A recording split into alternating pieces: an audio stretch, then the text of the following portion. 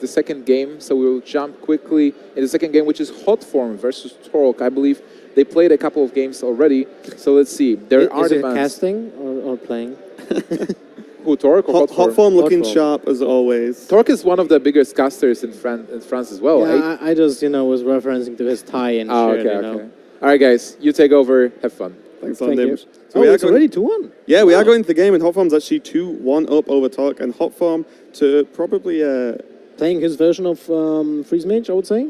his version of Freeze Mage. Sorry, It's his version of Tempo Mage. That's a crazy version of Freeze Mage you can see there, but yeah, it does look like the Tempo Mage that Hotform sort of came to be known for quite quickly. By really with the roaring torches, like of pain, right?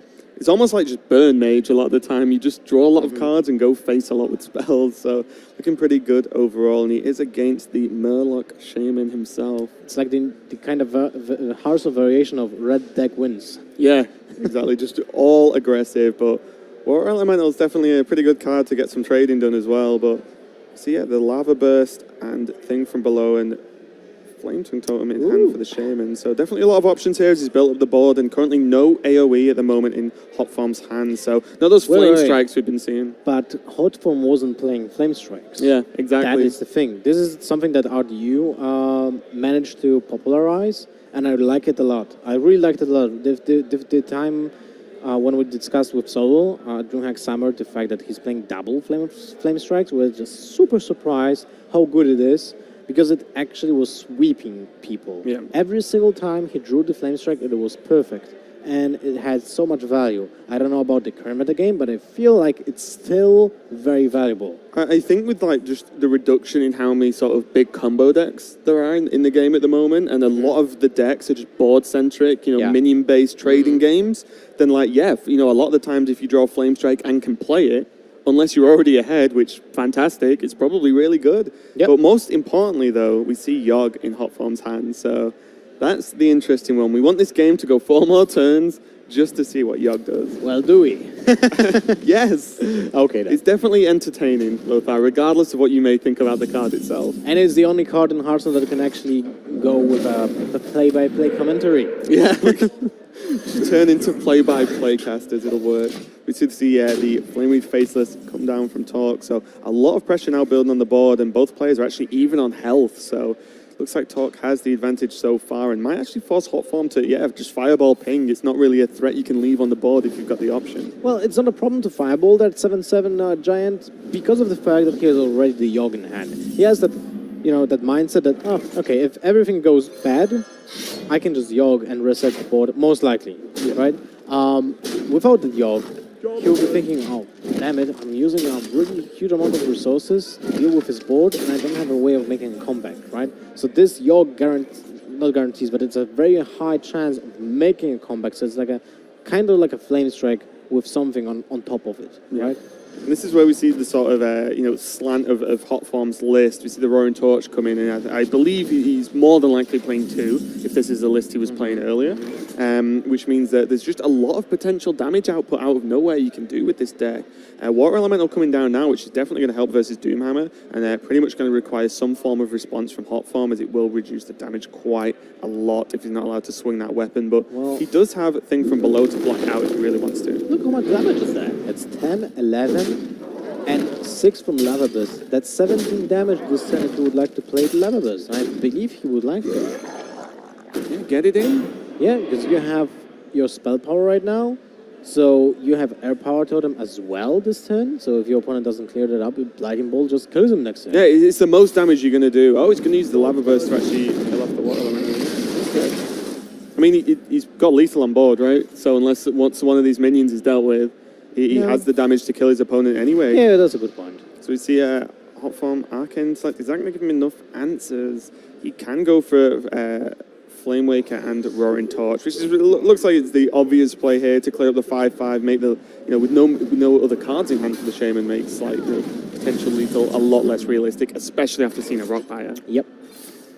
Now it looks like the Yogg would probably have to go down up. Well, no, I don't know. Like, Acid Drake and Arcane Missiles, it's actually 6 damage divided by for the entire board, right? Yeah. But at the same time, you are getting super low, and that Doomhammer will get you to 2 HP, which is then just, nullified Let's say by Lightning Bolt, Rockbiter.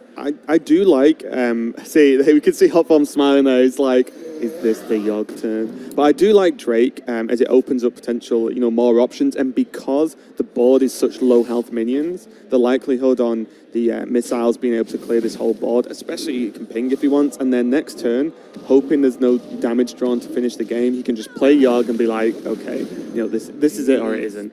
I really like the fact that Hotform attacked with his Flamewaker into the totem, because it basically guarantees you that the 2 damage will go to the face anyway, right? Because otherwise you might have a situation when you ping the totem once and you're like, okay, this is really awkward because I can develop the... It's just clean, right? The Acolyte of Pain, yes. And now, Yoggs are on for Bloodlust. Okay, yeah, this is the question, right? Do you attack first in this instance, or do you not attack?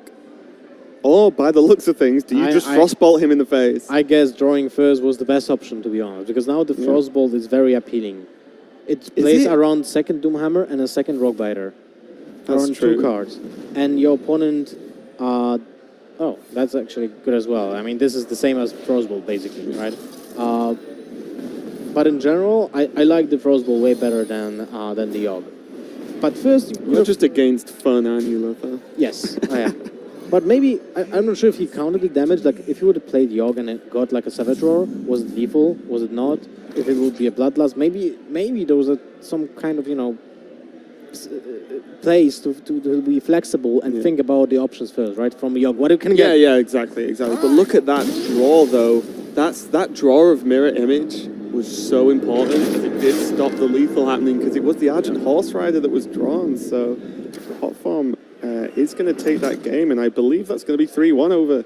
So yeah, Hotform takes the win off the back of his his mage has become most known for, I would say, at this point. That Argent Horse Rider, by the way, stopped in its track. That kind of hurt, right?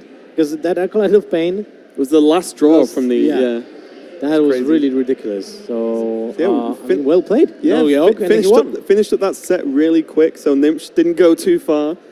Yeah, I didn't go too far, but still I was able to enjoy some of the great plays by Hotform playing the Tempo Mage. And Tempo Mage was one of his main decks that he was playing in the NA qualifiers first to go to the World Championships. And a lot of people actually don't know, but Hotform is the finalist of the last year's World Championship, so he was only second to Skaka to take the title. He's so strong. He came here to Spain to compete in the DreamHack, and also Hotform was playing in a lot of DreamHacks before, so a lot of experience. And his opponent Torlk, one of the best French players, went 6-1 in the Swiss, in the group stages at the Hearthstone Festival. So Torlk really is good, and top 8 finish in the DreamHack. But Hotform is here with us. How are you doing, man? Congratulations. Good. Thank you. I mean, it always feels nice to win, right? But there's a lot more rounds still, so I gotta stay focused for quite a bit more. We didn't see much of that game, because we had we pitched in like in a half of the last match, basically. So can you tell us more what was happening? Well, you at least saw me very scared to play Yogg Saron, probably. Yes, we'll talk about it. I was like, if it heals me, but it's probably more likely to kill me or damage my board. The other matches, first we played Warlock versus Warlock Mirror. And I had a feeling he was going to play Warlock first. Most people, I picked the Mage, and then the Warlock is a good pick in his lineup to stop that. So my counter was to pick my Warlock into him. I won that one. Then I beat his Rogue with my Warlock, which was just a face race. It was not a very amazing game, so you didn't miss much there. Then he beat me with his Shaman on my Warlock, and then we played the last game there. Yep.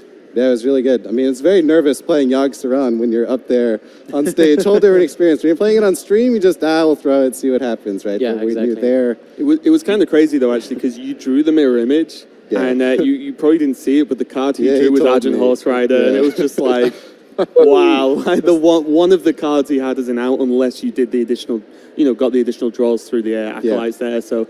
Kind of crazy, last-minute defense, but it was enough to win the game. Yeah, it was pretty close. Do you think, if he would actually, he lava bursted the water elemental. If he would go lava burst face, I think the water elemental was really strong there. It was going to stop his Doomhammer, so it was a good choice. Yeah, it makes sense. It was. I mean, he could have top decked the turn before I got the mirror image too, right? He had a draw where he could have killed me. Yeah, he drew the second Doomhammer. Definitely taking a bit of a gamble there, but it worked. All right. And how do you feel about this event? Like, you've been to DreamHacks before. Do you think this is your event again? Are you going to take it all the way to the top? I mean, I'll do my best, but it's always interesting. I was actually talking about this with the players earlier. In Hearthstone, you're doing statistics all day. You're trying to figure out your best odds to win. So when you come to something like this, if you assume all the other players are reasonably good players, your odds to win are actually very low. There's a huge number of players out there that can take you down. So generally, I don't come to these and think like I'll be first place. I just make sure that I play my games best I can, and if it works out, then that's the way it goes. And with your lineup, are you feeling confident about your lineup, or would you love to change some things? So I brought Warlock, Warrior, Shaman, Mage. So Warlock, Warrior, Shaman, all three of those are classes that commonly get banned. Yeah. So it gives your opponent a really tough choice of what to ban. Chances are they ban the Warrior. And then obviously I've had a lot of success with Mage. It's something that I feel pretty passionate about, so I was happy to bring it as a fourth deck. All right, good stuff. Guys, do you have more questions to Hotform? I guess you should prepare for your next round. Yeah, So hopefully I'm here focus on next that. time. We'll let you go. Thank you. All right, thanks so much, Hotform. And for you guys, we will be back in, well, we'll prepare the players for the third round. We'll see how long it takes, because the players are probably still playing. This is Swiss, so we cannot start the next round till the last player actually finishes, but maybe we'll grab someone for an interview. So just give us some time, and we'll be back with the third round.